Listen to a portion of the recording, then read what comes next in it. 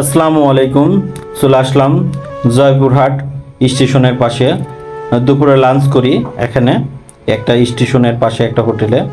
তো আজ 3 দিন প্রচুর পরিমাণ বৃষ্টি নামতেছে। তো খাওয়া দাওয়া শেষ করে স্টেশনের পাশে একটু দাঁড়ালাম। সবাই দেখেন প্রচুর পরিমাণ লোকজন হয়েছে। খুলনা থেকে ছেড়ে আসতেছে ট্রেন সিলেটের উদ্দেশ্য। সিলেট যাওয়ার জন্য অনেকেই স্টেশনে চলে আসছে। কিছুক্ষণের মধ্যে ট্রেনও চলে আসবে। তো প্রচুর পরিমাণ বৃষ্টি হয়েছে। আজকে আবার ট্রেন একটু লেট করছে। লেট করার জন্য লোকজনের ভিড় এবং অস্থিরতা সৃষ্টি হয়েছে, কারণ এদিক সেদিক হাঁটাহাঁটি করতে পারতেছে না, এক জায়গায় জড়সড় হয়ে বসে আছে। তো ট্রেন আসার মুহূর্তটা আসলে সবসময় পাওয়া যায় না। তো আজকে ট্রেন আসার মুহূর্তটা দেখার জন্য চলে আসলাম স্টেশনের পাশে। দেখেন এত পরিমাণ বৃষ্টি নামতেছে, জায়গা জায়গা পানি পর্যন্ত বেজে আছে। দেখেন অনেকেই আবার আজকে এখন আবার ইন্টার পরীক্ষার্থী কিছু আছে, তো পরীক্ষা শেষ করে তারা আছে বাসায় যাওয়ার জন্য। তো ট্রেন আসার সময় হয়ে গেছে। দেখেন ট্রেন আসার মুহূর্তটা কিরকম লাগতেছে। আপনাদেরও ভালো লাগবে ট্রেন আসার মুহূর্তটা।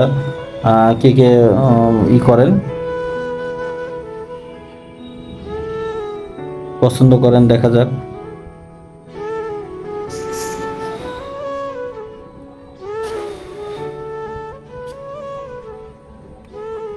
সবাই প্রচুর আগ্রহ দাঁড়িয়ে আছে।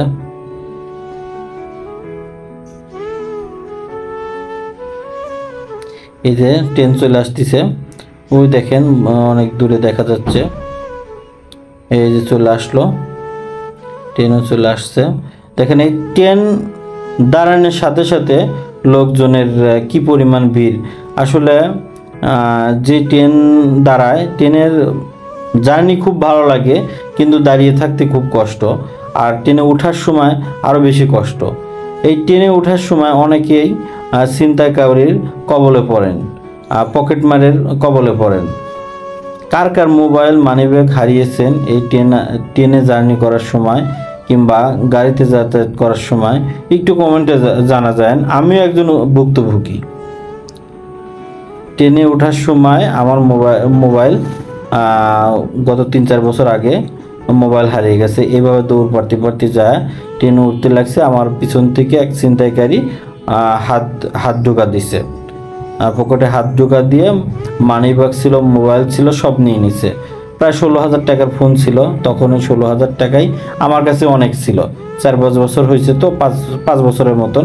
5 বছর আগে আমার ওই 16,000 টাকা আমার কাছে 50,000 টাকার মতো সমান ছিল আর কি, 50-1 লাখ টাকার মতো সমান। কার কার এরকম ভুক্তভোগী হয়েছেন একটু কমেন্টে জানা যায়।